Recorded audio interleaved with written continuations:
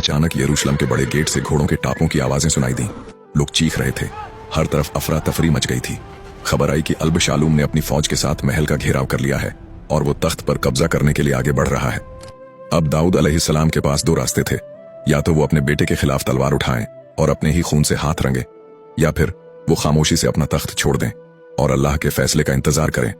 लेकिन हजरत दाऊद अलैहिस्सलाम ने इसके खिलाफ जंग करने के बजाय शहर छोड़ने का फैसला किया। इस फैसले की बड़ी वजह यह थी कि वो नहीं चाहते थे कि एक मुकद्दस शहर में अपनों का खून बहे और अल्लाह के घर की बेहुरमती हो। वो अपने चंद वफादार साथियों के साथ शहर से बाहर निकल गए। अल्बशालूम ने तख्त पर कब्जा कर लिया,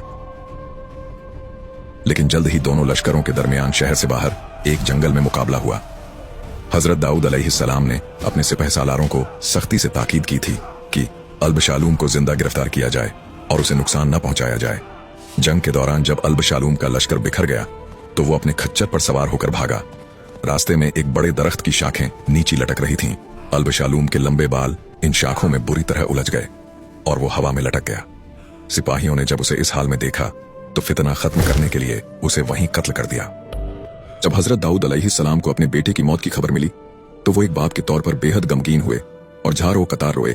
लेकिन इसके साथ ही उनकी बादशाही दोबारा बहाल हो गई और मुल्क में अमन कायम हो गया। उनकी 100 साला जिंदगी का हर पल मौजात से भरा हुआ था। उनकी बादशाही बिलादे शाम से लेकर फारस के इलाकों तक फैली हुई थी।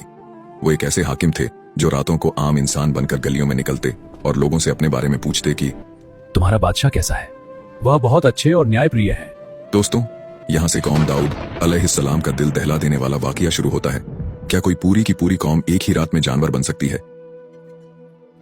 यह कोई अफसाना नहीं, बल्कि यरूशलेम के करीब बसने वाली इस बस्ती की हकीकत है, जिन्होंने हजरत दाऊद अलैहिस्सलाम के दौर में अल्लाह के एक हुक्म को मजाक समझ लिया था। यह किस्सा है आयला नामी बस्ती का, जो बहीरा ए कुलजुम रेड सी के साहिल पर वाकई थी। यह एक खूबसूरत और खुशहाल शहर था जहाँ के लोग मछलियां पकड़ने के माहिर थे। नीलगू समंदर की लहरें जब साहिल से टकराती थीं तो उनमें चांदी की तरह चमकती हजारों मछलियां उछलती नजर आती थीं। लेकिन इस बस्ती के लिए अल्लाह का एक सख्त कानून था। हफ्ते सैटरडे का दिन सिर्फ इबादत के लिए होगा। इस दिन मछली पकड़ना हराम है। हफ्ते की सुबह जब सूरज तुल्लू होता तो एक अजीब मौजज़ा होता। समंदर की तमाम मछलियां जो बाकी 6 दिन गहराइयों में छुपी रहती थीं, वो हफ्ते के दिन सतह पर आ जाती